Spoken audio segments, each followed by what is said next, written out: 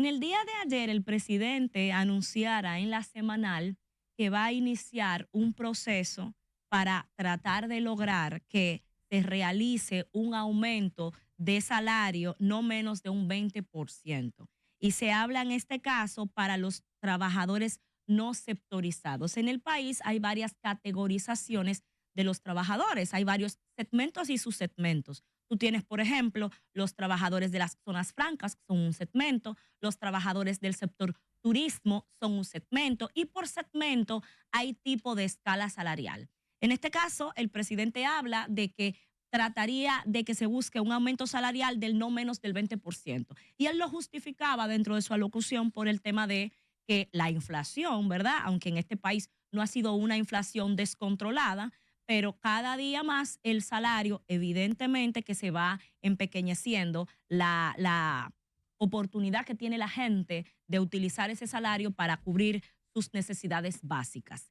Lo que me gustaría es que analicemos con respecto a ese tema cuál va a ser la suerte de los empleados públicos.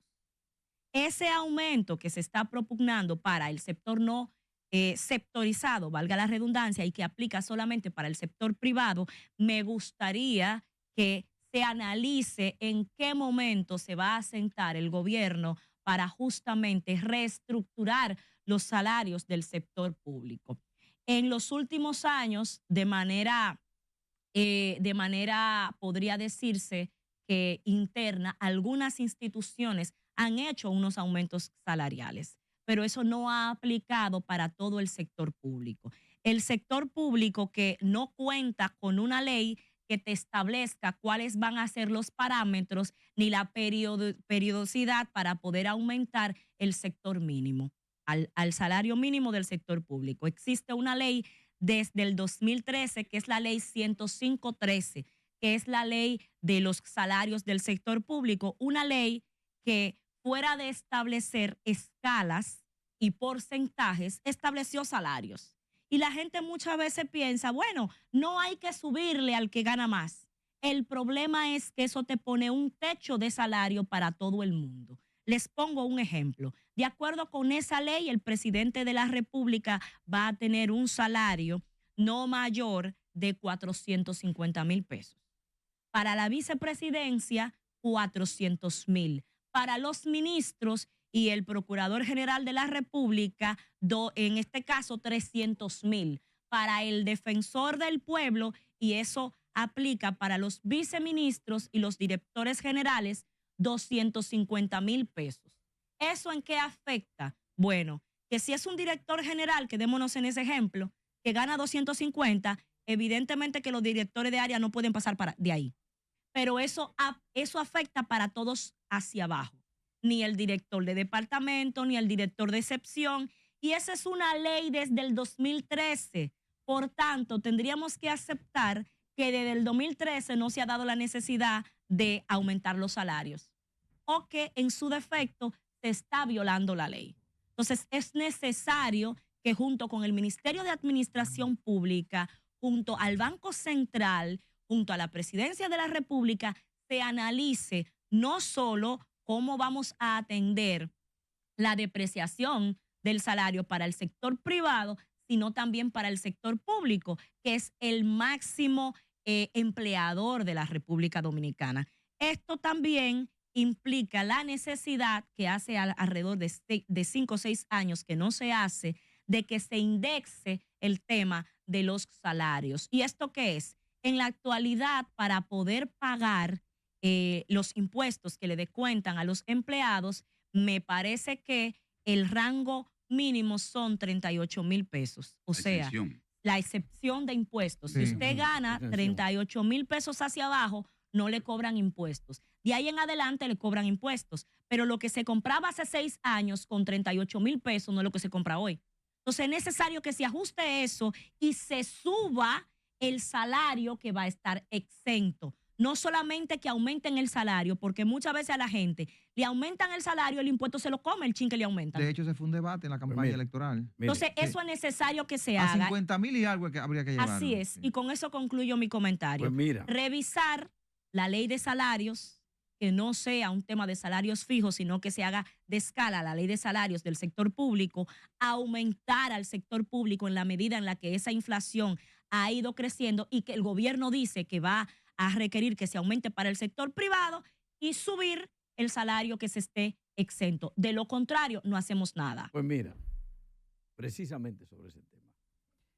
A partir de todos los indicadores, de los últimos indicadores, el presidente toma decisiones. Uno ha sido muy preciso y uno de lo que siempre que se habla de eso es el que más ha puntualizado Mayobaneo Bautista. Cuando se habla de la macro, la micro, del crecimiento económico, él siempre dice, pero ¿cómo se refleja eso en la gente? ¿Qué sucede? La macro creciendo. Entonces, ¿qué sucede? Los últimos datos de ayer. El PIB registró una expansión interanual de 5% en el 2024. República Dominicana se consolida dentro de las 17 economías de mayor crecimiento en América Latina. La inflación se permaneció dentro del límite inferior y este año estamos hablando de 3.35, la menor en los últimos 6 años, la inflación menor en los últimos 6 años. Es decir, cuando tú apuntas todos los crecimientos, todos los elementos estadísticos de la economía de la República Dominicana, tú te preguntas entonces lo mismo que se ha preguntado Mayobanex. O sea, todos esos elementos son bonitos, son lindos. Aquí es bueno que un grupo económico, por ejemplo, el sector bancario, uno de los sectores bancarios, repartió 26,000 millones que se ganó en utilidades entre sus socios en un año. Otro grupo económico de un solo individuo, de una familia, rentó por encima de 17,000 millones de ganancias, de utilidades durante un año. Estamos hablando de los últimos 3 años. ¿Son bancos?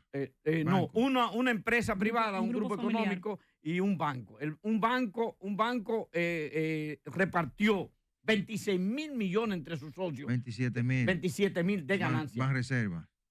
No, Banco Popular 26,000. Eso es mucho Porque dinero. Banreserva dijo que se ganó 27,000 millones. Pero en el caso de Banreserva, las utilidades entran a las arcas públicas, no se reparten. En el caso del Banco Popular, repartió 26,000 millones entre sus socios. Señor. En el caso del grupo, ya me veo obligado a decirlo, del grupo Corripio, viene ganando de manera consecuente en los últimos 4 o 5 años más de 17,000 millones en utilidades para el grupo. Eso indica que la economía se está moviendo. Sí, No, entonces... y indica también, Salvador, que a los empleados les toca algo. Sí, pero... Sí, pero en el caso de esa empresa sí, privada. claro. Y que hay crecimiento económico. Le toca bonificación. El tema no es que le toque algo. El tema es lo que ese crecimiento de la economía global del país puede representar, como dice Mayobanex, en términos del bolsillo de la gente, el derrame. El boroneo. Ese incremento salarial, esa indexación, ese ajuste salarial que debería darse año tras año en función de la inflación, es el tema. Incluyendo que hay que aumentar, a los empleados públicos. Incluyendo a los empleados públicos, que hay que aumentar salario a empleados públicos y privados, de acuerdo incluso por encima de la inflación, porque hay un tema. Ni se reajustan los salarios en la manera adecuada. Y sin embargo, la canasta familiar nada más hace una sola cosa: sube y jode a la gente. Ahora por la